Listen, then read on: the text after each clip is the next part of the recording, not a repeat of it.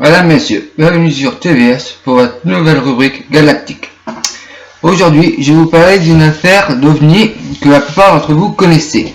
L'affaire sur le crash de l'OVNI à Roswell. Juillet 1947. Un OVNI s'est écrasé à Roswell au Nouveau-Mexique. Vu par énormément de témoins, la CIA a essayé d'étouffer l'affaire en disant que c'était un ballon météore qui se serait écrasé, mais sans preuve de cela. Certes, il y a eu un ballon météore qui aurait été lancé quelques heures avant.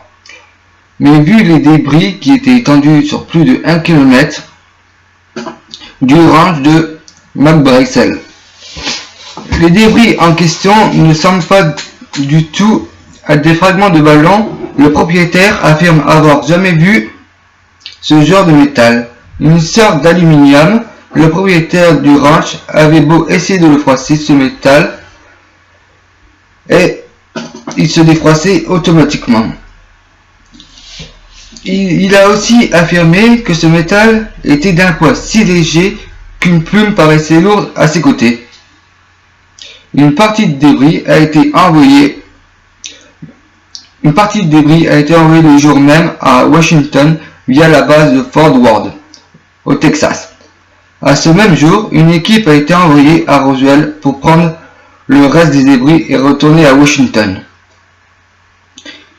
Des cadavres humanoïdes ont été découverts sur le lieu du crash par des survivants amenés eux aussi à Washington pour être examinés à leur tour.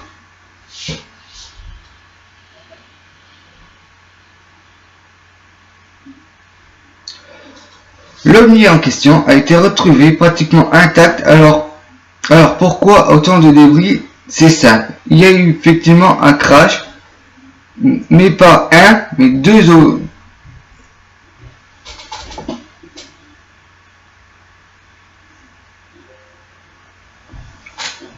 L'OVNI en question a été retrouvé pratiquement intact. Mais alors pourquoi autant de débris? C'est simple. Il y a effectivement eu un crash, mais il n'y a pas eu un, mais deux OVNI. Le premier aurait pris la foudre sur lui et aurait percuté le deuxième. Et lors de son crash, il s'est entièrement détruit lors de la collision. Il y a eu deux témoins de la présence de corps extraterrestres.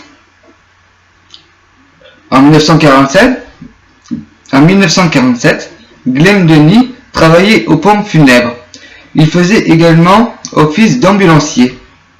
Alors qu'il ramenait à l'hôpital des pilotes blessés de la base de Roswell, il vit de nombreux débits dans les jets militaires. Il pensait tout d'abord qu'il y a eu un incident d'avion, mais il fut surpris de la réaction de la police militaire. Ces derniers, affirme-t-il, le menaçaient de mort s'il révélait ce qu'il venait de voir.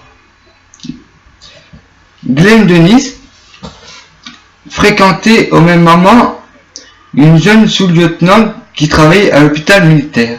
Voilà la déclaration qu'elle lui fit soi-même. Je suis dirigé vers une salle d'examen. Lorsque je suis entré, il y avait deux médecins dans la salle. Ils étaient en train d'examiner 3 corps, dont 2 mutilés. Il s'agit de corps étranges et humanoïdes. Mais où sont tous ces débris et ces corps aujourd'hui?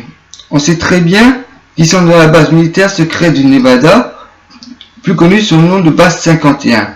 Mais en 1947, la CIA n'avait pas encore cette base, vu que Richard Brisel Jr.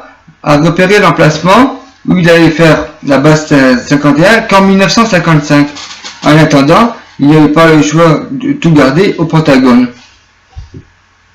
et à toutes ces petites bases non loin du Pentagone.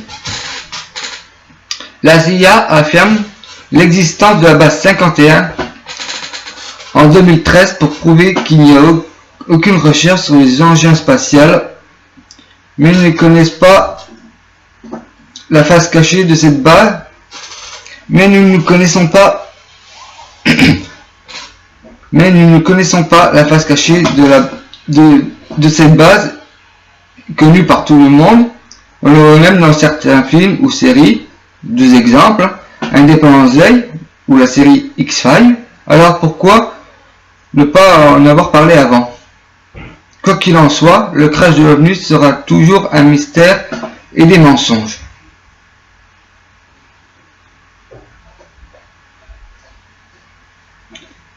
Ouais, c'est la fin de cette petite émission. Merci à tous ceux sur TVS.